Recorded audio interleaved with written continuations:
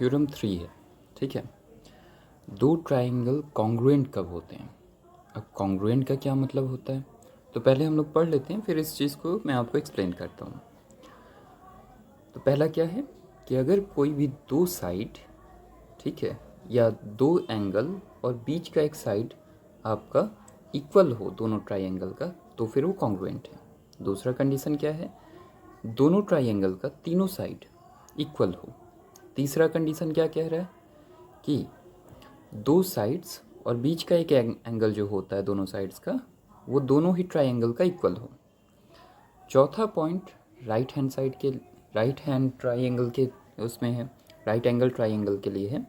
तो right angle triangle में क्या कहता है कि हाइपोटेन्यूज अगर दोनों ट्राइंगल का इक्वल है और कोई एक साइड इक्वल है, तो फिर हम कहेंगे दोनों ट्राइंगल कॉन्ग्रुएंट है।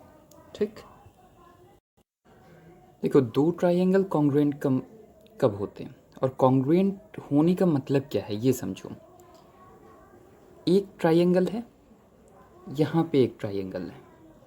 अब सोचो अगर मैं इस वन नंबर ट्राइंगल को दो पे बैठा हूँ तो क्या ठीक से बैठेगा?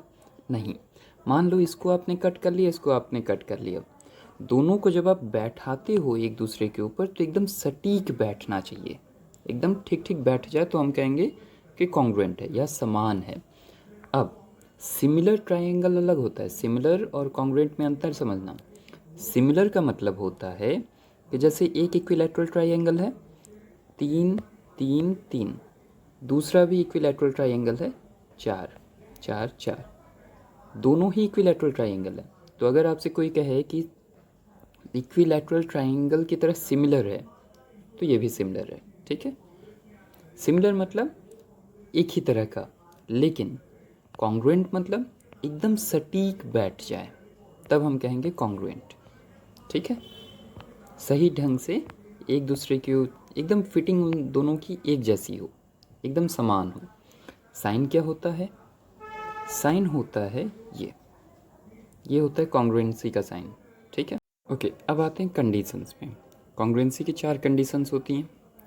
पहला है एंगल साइड एंगल, मतलब दो ट्राइंगल है आपके पास, let's suppose A B C, और इधर मैंने दे दिया डी ई एफ, ठीक है। अगर ये एंगल ये एंगल ये एंगल ये एंगल, अगर ये angle A B C D E F के बराबर हुआ, ठीक, ए सी बी और डी एफ ई ये दोनों बराबर हो गए, और बीच में ये वाला साइड भी, ये बी सी और ई एफ इक्वल हो गए, तो ये क्या हो जाएगा? ये हो जाएगा कॉन्ग्रुएंट। अब कॉन्ग्रुएंट का मतलब क्या हुआ कि मतलब ये एंगल भी इक्वल हो गए, ये साइड इसके बराबर हो गया, ये साइड इसके बराबर हो गया, समझे।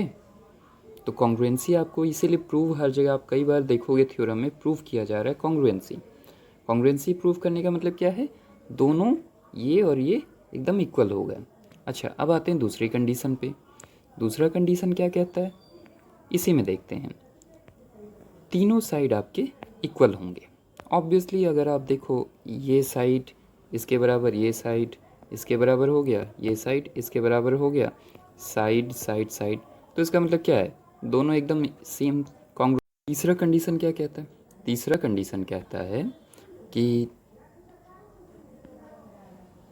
एक साइड एंगल साइड, ठीक है। अब मान लो ये आपका ट्राइंगल है, तो अगर ये साइड इसके बराबर हो गई, ये साइड इसके बराबर हो गई, बीच में जो ये एंगल जो है ये दोनों बराबर हो गए, तो हम क्या कहेंगे? दोनों ट्राइंगल कॉन्ग्रुएंट हैं, ठीक है। और चौथा कंडीशन राइट एंगल ट्राइंगल के केस में आता है। राइट एंगल ट्राइंगल के केस में क्या आता है? दो A B C D E F. Hypotenuse क्या होता है? जहाँ पे 90 डिग्री का एंगल बनता है उसके ठीक उल्टे साइड वाला साइड हाइपोटेन्यूज होता है।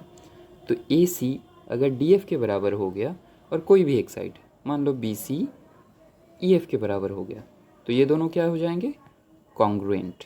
कॉन्ग्रुएंट का मतलब ही समझ लो कि एक एकदम दोनों समान हैं, ठीक है। तो कॉन्ग्रुएंट जैसे ही कंडीशन आपकी कॉन्ग्रुएंसी की आप प्रूव करते हो, वैसे ही आप मान के चलते हो कि दोनों एकदम इक्वल हो गए। यानी कि मैं अगर ये कॉन्ग्रुएंसी प्रूफ हो गया तो मैं सिंपली कह दूंगा एंगल ए बराबर एंगल डी, एंगल सी बराबर एंगल एफ, डी ई बराबर ए बी सी बराबर ई एफ। क्लियर?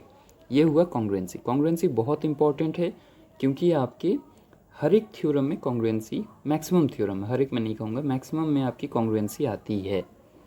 ओके, चलो नेक्स्ट वीडियो में मिलते हैं।